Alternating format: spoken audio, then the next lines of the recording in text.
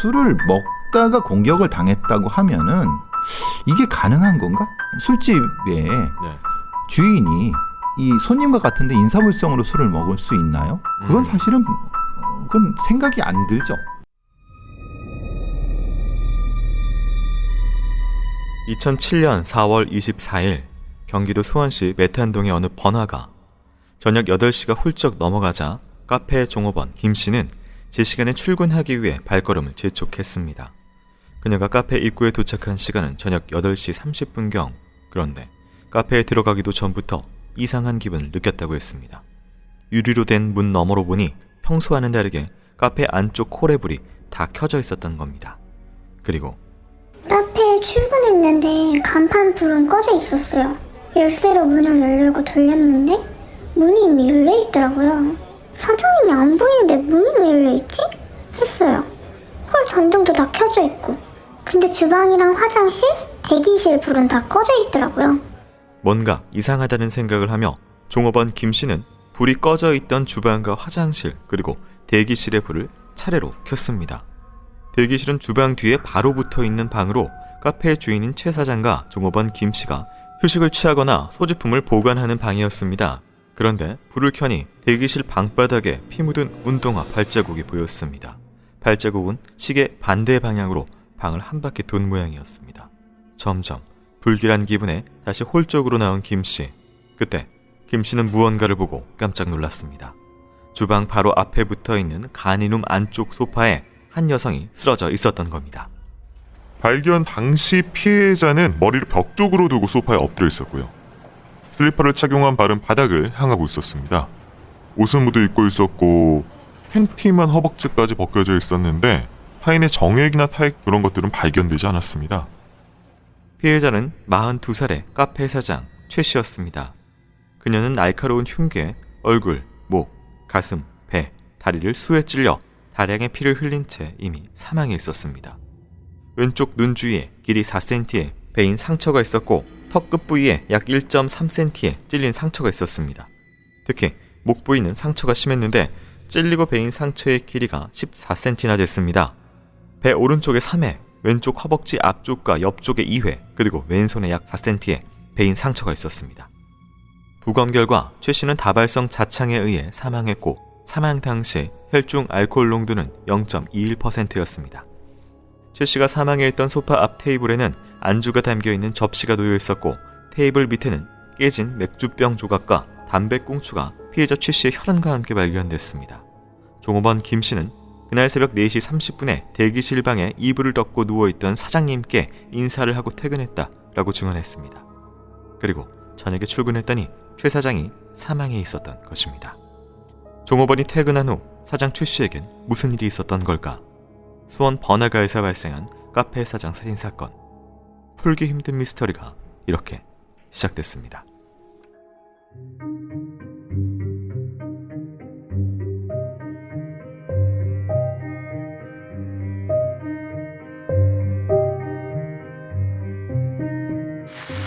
안녕하세요. 이곳은 크라임 전 진행과 연출을 맡고 있는 김PD입니다. 여러분들 반갑습니다. 날카롭고 정확한 분석으로 대한민국의 정의를 세우고 계시는 배상훈 프로파일러님 모십니다.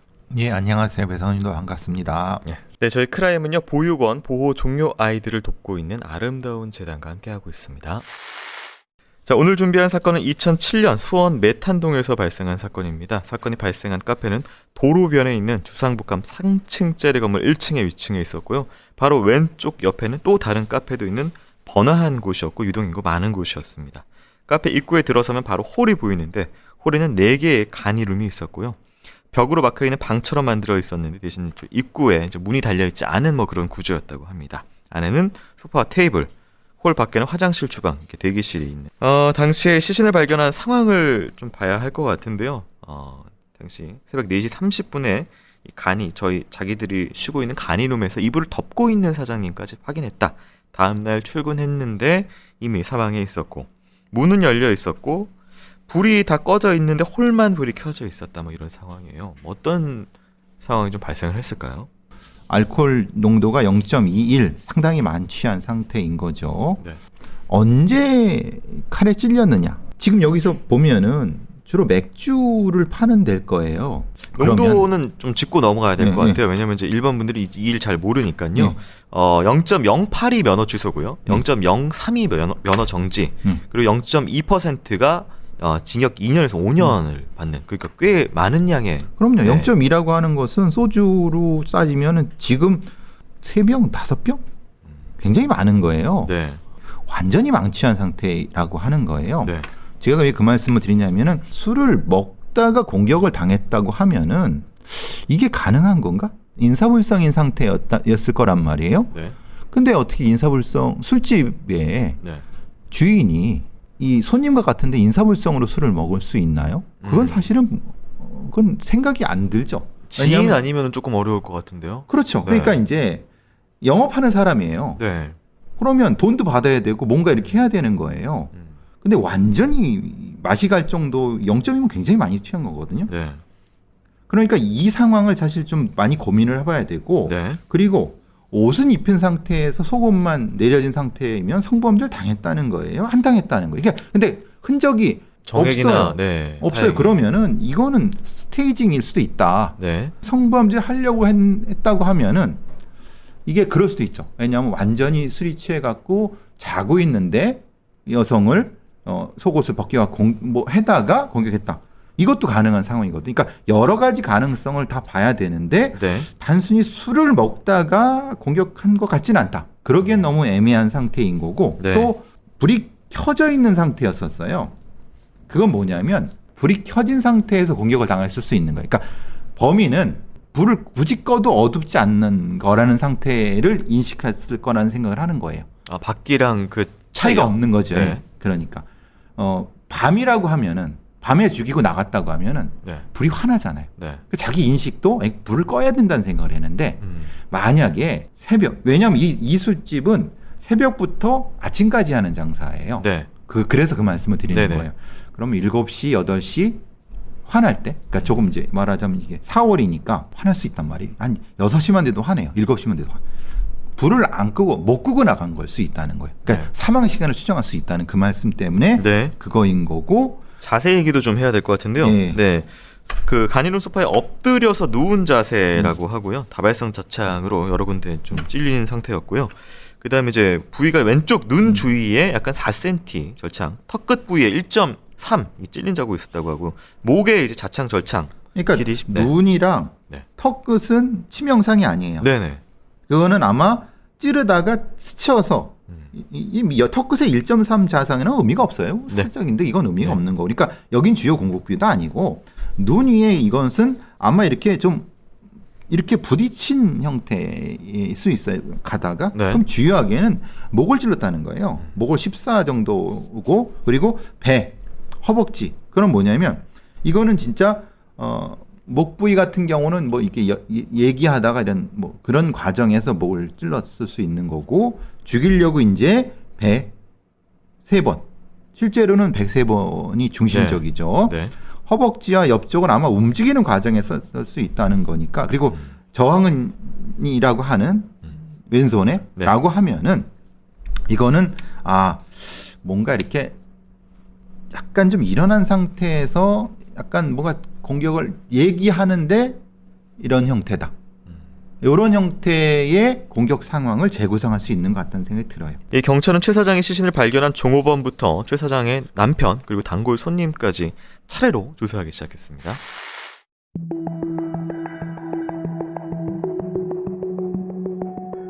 조사 결과 최 사장은 누구에게 원한을 산 적이 없었고 주변인이나 손님들 중 혐의점이 있는 사람도 없었습니다.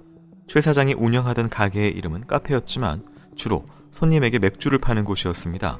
손님이 오면 약 5만 원에서 6만 원을 받고 맥주 5병에 안주 하나가 기본으로 나갔습니다. 저희가 손님이 맥주를 추가로 시키면 맥주 5병에 안주 이렇게 해서 다시 5만 원이 추가되고요. 사장님 아니면 제가 손님이랑 대화하면서 같이 술을 마셨어요. 그리고 새벽 1시 이후에 오면 무조건 선불을 줘야지. 아니면 사장님이 술 안 팔고 그냥 보냈어요. 저녁 8시 30분경 출근한 김 씨가 밤을 새우고 다음날 4시 반이나 5시 정도에 퇴근을 하면 최 사장이 혼자 남아 주로 아침 7시까지 영업을 했습니다. 최 사장이 사망하기 전날인 4월 23일 저녁, 그날은 단골인 손님 2팀이 차례로 가게를 방문해 한 팀은 밤 11시쯤 돌아갔고 나머지 손님은 자정쯤 돌아갔습니다. 종업원 김 씨는 이들과 최 사장 사이에 아무런 일이 없었다고 했습니다. 자정 이후 손님이 안 오자 김 씨는 단골 손님들이 있던 테이블을 다 치웠고 설거지도 했습니다. 그리고 4시 30분경 대기실에 누워있던 최 사장에게 인사를 하고 퇴근했습니다. 그런데 김 씨가 퇴근하고 얼마 뒤 최 사장의 가게에서 무언가 소리가 나는 것을 들은 사람이 있었습니다. 바로 최 사장의 카페 왼쪽에 붙어있던 다른 카페의 종업원이었습니다. 저희 카페가 바로 붙어있어서 소리가 좀 들리거든요. 4시 30분쯤에 거기 사장님이 어떤 남자하고 이야기하는 소리가 들렸어요. 6시 15분쯤에는 화장실 가서 소변 보고 물 내리는 소리가 들렸는데 한 5분쯤 지나니까 다시 어떤 남자랑 말하는 소리가 들리더라고요. 사장님이 큰 소리로 아이씨 왜 그래 뭐 이렇게 하는 소리가 들렸었어요. 종업원은 그 이후 한동안 아무 소리도 듣지 못했다가 약 40분 뒤인 아침 7시경 벽에 무언가 쿵쿵쿵 부딪히는 듯한 소리와 최 사장이 아이 왜 그래? 라고 말하는 소리를 들었다고 했습니다. 무슨 일인가 싶어 귀를 기울였지만 물 내리는 소리만 10분 간격으로 들렸다고 했습니다. 최 사장의 시신이 발견됐을 당시 김 씨가 깨끗이 치우고 간 테이블 위에는 안주가, 바닥에는 깨진 맥주병 조각이 있었는데 조각을 맞춰본 결과 맥주병 2개가 깨진 것으로 추정됐습니다. 카페 싱크대 선반에는 얼음통 3개가 있었는데 현금 5만 원이 들어있었습니다. 그 얼음통은 새벽 1시 이후 손님이 오면 선불로 받은 돈을 넣는 통이었습니다. 다른 없어진 건 없었고 다만 대기실 장롱에 있던 최 사장의 가방과 휴대전화가 사라지고 없었습니다. 시신이 발견된 간이룸 테이블 밑에는 디스와 S의 담배꽁초 2개가 발견됐는데 혈흔이 섞여 있었고 피해자의 DNA만 발견됐습니다. 주방 싱크대 위에는 디스 담배꽁초가 6개 흩어져 있었습니다. 그중 1개에서는 피해자의 DNA가 검출됐고 5개에서 동일한 남성의 DNA가 발견됐습니다. 싱크대 안에는 설거지가 안 된 머그컵이 물에 잠겨 있었지만 맥주컵은 보이지 않았습니다. 또 깨진 맥주병이나 안주 접시에서는 제3자의 지문이나 DNA가 전혀 발견되지 않았습니다. 경찰은 범인이 범행 후 맥주병과 맥주컵 등 증거물을 가지고 간 것이라고 추정했습니다.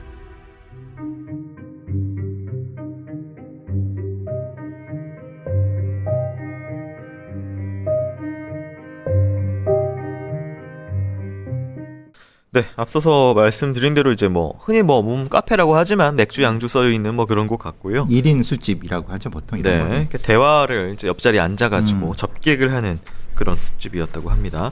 새벽 1시 이후에는 선불만 받았다, 아니면 안 팔았다라는 그 당시에 운영하는 방법이 있었고, 그날 옆 가게 조급원이 들은 소리가 있었습니다. 이런 것들을 좀 종합을 했을 때 어떻게 좀 볼 수가 있을까요? 근데 이게 지금 6시 20분에 아이씨 왜 그래는 일종의 짜증나는 부분인 거고, 네. 여기에 지금 7시에 얘기된 거는 왜 이게 지금 문제가 되냐면 네. 이 돌아가신 분의 그 속옷이 내려져 있는 상태라고 하면은 뭔가 성범죄를 시도하려고 하는 과정에서 몸싸움이나 이렇게 접촉이 있는 그 얘기를 하고 쿵쿵쿵이라고 하는 거는 사실 이거는 저는 공격 이런 거라고 볼 수 있는 거죠. 그러면 앞에 6시 20분은 뭐냐? 한 번 있었다고 하면은 아이씨 막 그러다가 거기서 범행이 있었다고 보면 그냥 설명이 되는데, 네. 앞에 거는 뭐고 뒤에 건 뭐냐? 이게 시차가 또 40분 정도 차이가 있어요. 네. 그러면 이렇게 해서 앞에에서 뭔가 시도하려다가 네. 실패를 하고 도망을 가거나 그래고 그러다가 돌아와서 공격했나? 이런 것도 생각해 볼 수 있는 상황인 거예요. 지금 이 상황이. 네. 그러니까 움직임이 정확히 말하면 3번 있었네요. 예. 네.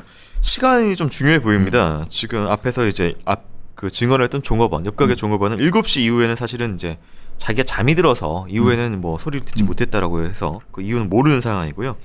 지금 수원 남부경찰서는 24일 밤 10시경부터 다음 날까지 사건 현장 조사했는데, 검시관은 시체 구둠 정도 강직도 기준으로 최소 7시에서 8시간 이전에, 또 직장 온도 기준으로는 10시간에서 11시간 이전에 사망했을 것이라고 추정하는데, 이게 시간으로 환산을 하면은 이제 오후 1시나 2시 이전, 직장 온도로 따지면은 오전 11시나 12시 이전에 사망했다. 이 정도까지 바운더리가 좀 나오거든요. 너무 밝은 때. 네. 그러니까 7시 이후에서 점심때 전 네. 대충 그 정도 선. 이게 실혈사라고 보면요, 지금 예를 들어서 7시부터 7시 반 정도의 공격이 있었다 치더라도 실혈사로 보면은 예를 들어서 목숨이 딱 끊기는 순간은 좀 길 수도 있나요? 근데 그러면은 몸에 네. 움직임이 있거나 네. 아니면 뭐 버둥거리거나 네. 피가 많이 나왔거나 그랬겠죠. 근데 이건 그렇지 않잖아요. 네. 피가 아주 많이 나온 건 아니고 뭔가 칼에 공격 당한 후에 바로 죽었다고 보는 게 맞겠죠. 왜냐면 이 시간이 나중에 재판 갔을 때 굉장히 변수로 또 작용을 하는 부분이 있기 그래서 때문에 이제 실혈사라고 하면은 피를 계속 흘리고 있었다. 네. 근데 그 계속이라는 것이 실제로 이 정도면은 뭐한 20분이 넘지 않으니까 네. 약간 그거는 계산하기 어려운 거지. 그래서 이제 문제는 언제 이 사람이 죽었느냐. 네. 담배하고 술 이야기를 좀 자세하게 드렸는데 이유가 이제 이거에 범인하고 좀 직접적인 관련이 있어서 좀 드린 것입니다. 테이블 위에 디스 담배꽁초 하나, 에세 담배꽁초 하나가 발견됐었는데 당시 그 피해자 여성인 최 사장님께서는 에세 담배를 피웠었다. 종업원 김 씨는 원이라는 담배를 피웠다. 사건 발생 당일 자정전에 왔던 손님들 중 2명이 더니를 피웠고 혼자 온 손님은 에세를 피웠다. 여기서 아직 디스가 안 나옵니다. 피운 사람이 없고요.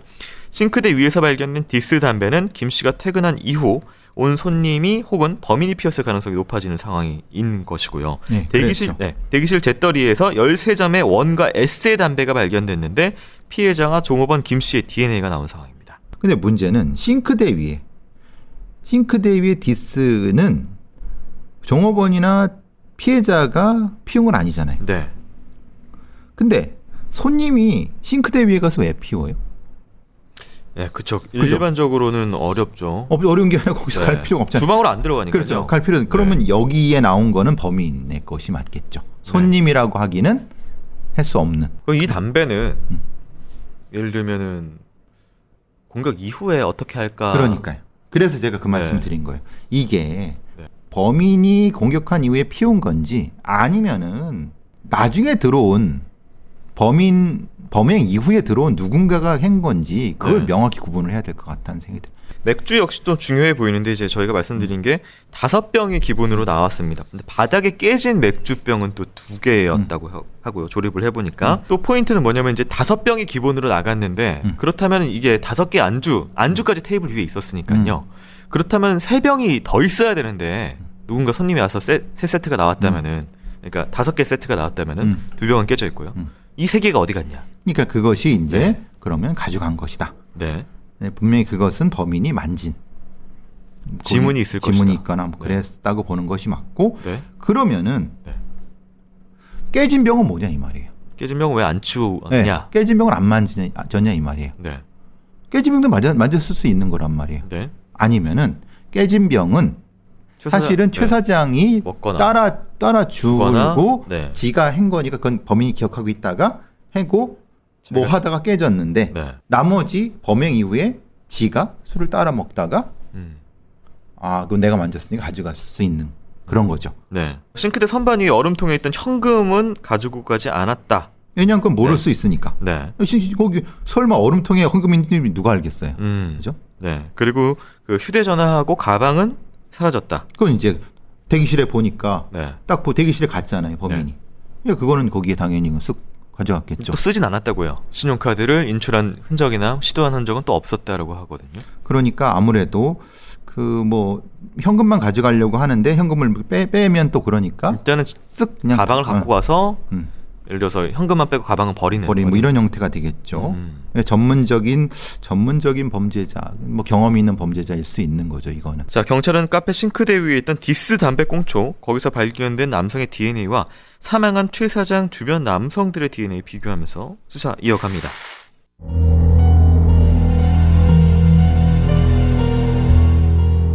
경찰은 주변인 탐문, CCTV 분석 등 많은 것을 했지만 별다른 성과가 없었습니다. 하지만 다행히도 디스 담배꽁초에서 제3자의 남성 DNA가 발견돼 남편과 주인, 카페 손님, 그리고 피해자와 통화했던 상대자 등 DNA와 비교할 수 있었습니다. 그렇게 총 400여 명의 남성 DNA와 비교했지만 아쉽게도 일치하는 사람을 찾을 순 없었습니다. 사건 직후 피해자의 휴대전화가 수원 성균관대역 인근에서 잠깐 신호가 잡혔기 때문에 이것도 대대적으로 탐문 수사를 벌였지만 역시 성과는 없었습니다. 그렇게 아무런 소득 없이 무려 6년이란 시간이 흘렀습니다. 지역 신문들은 카페 사장 살인 사건이 미제가 됐다며 탄식하는 기사를 실었습니다. 그러던 2013년 8월 뜻밖의 소식이 들려왔습니다. 지난 6년간 미제 사건으로 남았던 수원 카페의 여주인 살인 사건의 실마리가 풀렸습니다. 귀가하던 여성을 폭행한 뒤 가방을 빼앗아 달아났다가 검거된 양모 씨의 DNA와 카페 살인사건 범행 현장에서 나온 범인의 DNA가 일치한 것으로 확인됐습니다. 카페 싱크대 위에 있던 디스 담배꽁초 5개, 드디어 그 주인이 밝혀졌던 것입니다. 31살의 남성 양씨. 그는 귀가하던 여성의 가방을 뺏고 계단 아래로 밀어 상해를 입힌 혐의로 체포된 상태였습니다. 조사를 받던 중 DNA를 채취했는데 확인 결과 카페의 살인사건 현장에서 발견된 담배꽁초의 DNA와 같았습니다. 국과수에서 연락을 받자마자 양씨가 수감된 구치소로 찾아간 형사 3명. 처음부터 용의자한테 범죄의 사실과 관련된 이야기하면은 자백의 임의성이 떨어질 거라고 판단했습니다. 그래서 다른 범죄한 거 얘기 안 한 거 있냐 이렇게 물어봤는데 더 이상 잘못한 게 없다는 거예요. 그래서 2007년의 일이고 수원 도로변에서 있었던 일이라고 하니까 처음에는 모른다고 하더라고요. 양 씨는 자신은 거기에 가본 적도 없고 어디에 있는지도 모른다고 했습니다. 양 씨가 부인하자 형사들은 당시 범죄 현장에서 양 씨의 DNA와 일치하는 DNA가 나왔다는 사실만 고지했습니다. 그러자 양 씨는 DNA가 얼마나 정확한 것이냐, 내 지문은 나왔냐 라고 물었고 형사는 지문은 나오지 않았고 DNA는 정확히 나왔다 라고 대답했습니다. 이야기를 들은 양 씨는 잠시 고개를 숙이고 뭔가 고민하는 듯 보였다고 했습니다. 그러더니 곧 이야기를 털어놨습니다. 사실 그 도로변 카페에서 여주인 칼로 죽인 적이 있습니다. 새벽 4시 반쯤에 카페에 들어갔을 때 그 여자 혼자 있었어요. 5만 원 주고 맥주 5병하고 안주 시켜서 그 여자랑 나눠 마셨습니다. 그 후에는 후불러 주기로 하고 맥주 5병과 안주 1개 몇 번 더 시켜서 같이 마셨는데 갑자기 저한테 대학 나와서 인력이나 하고 다니고 뭐 이런 데 매야 하냐 이런 말을 하는 거예요. 저를 무시한다고 생각해서 살해했습니다. 양 씨는 당시 일하던 물류센터에서 주워서 소지하고 있던 칼을 꺼내 피해자를 마구 찔러 살해했다고 자백했습니다. 형사는 피해자의 속옷이 내려져 있었는데 강간을 하려던 것이냐 라고 물었습니다. 그러자 그거는 왜 그렇게 됐는지는 모르겠습니다. 잘 모르겠어요. 양 씨는 자신이 무시당해 우발적으로 살해했다고만 반복해서 말하고 있었습니다.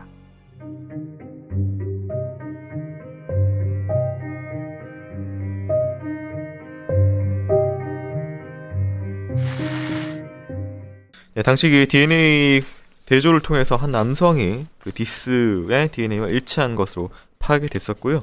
당시 구치소에서 양 씨 조사하던 형사의 진술에 따르면은 현장에서 없어진 최 사장의 가방에 대해서는 양 씨가 현장에서 먹었던 이 맥주병 그리고 지문 이런 것들 뭐 나올 수 있기 때문에 가방에다가 넣어서 이제 가져간 것이다. 맥주병 컵 넣어서 가져갔다라고 얘기를 했었고, 자 당시에 그 DNA 관련돼서 이게 안 알려졌었나요? 이걸 굳이 물어봅니다. 그리고 지문은 숨긴 흔적이 있는데 DNA는 생각 못한 듯한 뭐 이런 것들이 좀 나와서요.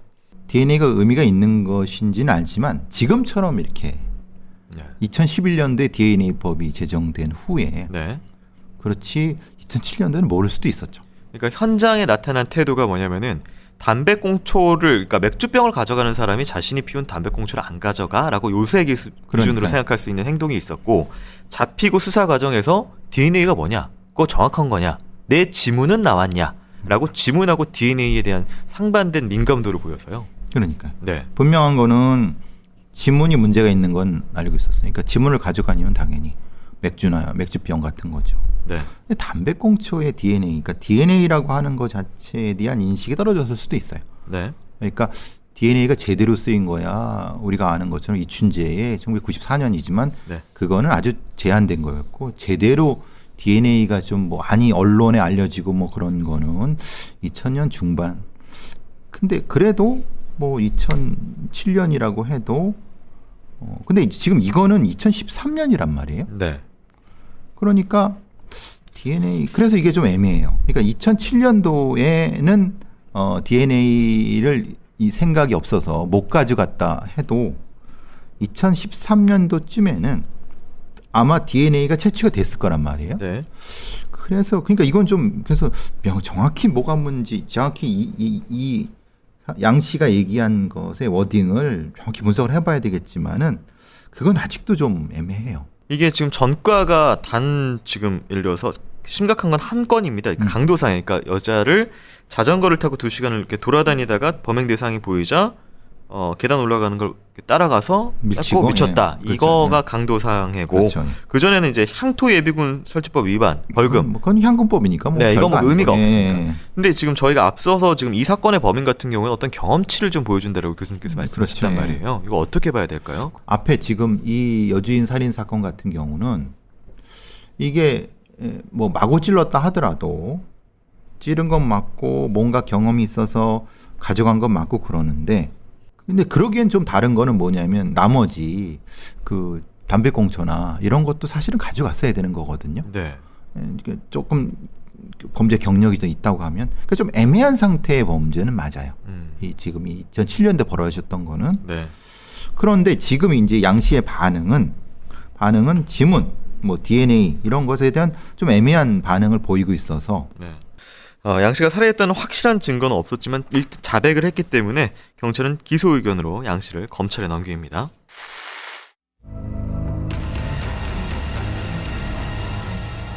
경찰은 양 씨가 최 사장을 살해했다고 확신했습니다. 범인이 아니라면 알 수 없는 범행의 동기 및 살해 과정에 대해 진술했고 도주 경로까지 구체적으로 진술했던 것입니다. 범행 후 택시를 타고 도주한 양 씨는 피해자의 휴대전화와 칼 등이 들어있는 가방을 수원시 권선구의 모 행정복지센터 근처에 버렸다고 진술했습니다. 이는 사건 당시 최 사장의 마지막 휴대전화 위치가 잡혔던 성균관대역 인근 기지국과 멀지 않은 곳이었습니다. 범인이 아니라면 알지 못하는 것까지 자백한 양 씨. 경찰은 기소 의견으로 검찰에 양 씨를 넘겼지만 뜻밖의 일이 발생했습니다. 양 씨가 자백을 뒤엎고 혐의를 부인한 것입니다. 아니 뭐 담배꽁초에서 DNA가 나왔다고 하니까 제가 거기 갔을 거예요 아마. 일 끝나고 카페 가서 술 먹은 거 기억납니다. 선불로 술값 내고 기본시켰는데 맥주를 몇 병 마셨는지는 기억이 안 나요. 그 여자가 저를 무시하는 말을 했던 것도 기억이 안 나고요. 저는 당시 칼도 없었고 그 여자 찌른 적도 없어요. 양 씨는 카페에 가서 술을 마신 것은 맞지만 사람을 살해하진 않았다고 주장했습니다. 당시 맥주를 마시고 만취했던 양 씨는 오후 4시 어느 공원에서 눈을 떴다고 했습니다. 그때 자신의 몸과 손에 먼지는 묻어 있었지만 피는 없었다고 주장하는 양 씨. 형사가 저한테 살해 현장에서 DNA 발견됐으니까 부인해도 소용없고 그냥 조사해서 기소 의견으로 검찰에 송치한다고 했습니다. 저는 당시 강도상해죄로 재판을 받는 중이었고요. 이 때문에 아버지가 직책하셔서 정신적으로 불안한 상태였습니다. 그래서 자포자기하는 심정으로 형사가 시키는 대로 거짓 진술한 겁니다. 양 씨의 자백 말고는 그가 최 사장을 살해했다는 확실한 물적 증거가 없었기 때문에 결국 양 씨는 재판에 가지 않고 풀려났습니다. 또다시 수사가 미궁에 빠진 상황. 그런데 약 4년 후인 2017년 양 씨는 다시 한번 체포됐습니다. 수사 과정에서 누락됐던 증거를 검찰이 발견했던 것입니다. 그 증거는 바로 카페 화장실 변기 위에 올려져 있던 두루마리 휴지였습니다. 당시 카페 화장실에는 휴지를 거는 곳이 없어 휴지를 변기 위에 올려놓고 사용했습니다. 경찰은 두루마리 휴지를 당시 증거물로 국과수에 보냈고 휴지 겉면에서는 소량의 피해자의 혈흔이, 두루마리 휴지심 안쪽에서는 피해자의 혈흔 DNA와 양 씨의 타액 DNA가 발견됐습니다. 그런데 어찌된 일인지 당시에는 이것이 누락됐고 이후 수사 기록을 보던 검사가 찾아내 국과수에 문의하니 다행히 기록이 남아 있었습니다. 검사는 피해자와 양 씨의 DNA가 휴지에 혼합돼 발견된 것은 양 씨가 피해자를 살해한 후 화장실에서 피를 씻은 뒤 화장지를 이용하는 도중에 묻었다고 보고 양 씨를 기소했습니다. 2007년 사건이 발생한 이후 무려 10년 만에 시작된 재판.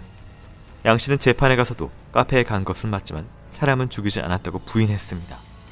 하지만 1심 재판부는 양 씨의 주장을 받아들이지 않았고 징역 15년간 위치 추적 전자장치의 부착을 명령했습니다.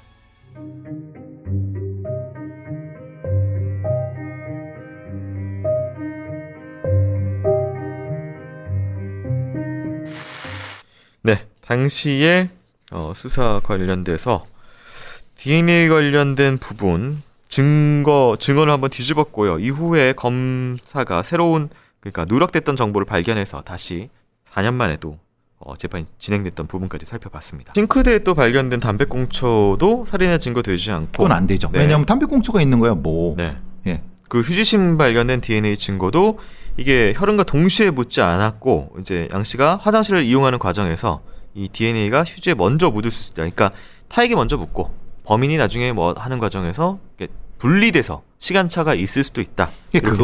그거를 경찰이 2007년도 경찰이 분리해서 분석을 했어야 돼요. 네. 시차가 있는 형태의 이 교차흔 같은 경우를 명확히 구분을 해야 된다. 네. 그렇지 않으면 이건 나중에 문제가 될 수 있다. 결국은 이게 문제가 난 거예요. 그러니까 네. 이 2심 판결문의 판사들이 이거 보면 그건 물론 변호사가 사준 거지만 네. 검찰의 주장대로 할 수도 있다. 그런데 이것이 먼저 묻고 나중에 이렇게 했다고 해도 이거는 설명이 된다. 그러니까 그거를 예상을 하고 애초에 이 반응 분석을 맡겼어야 되는 거예요. 네.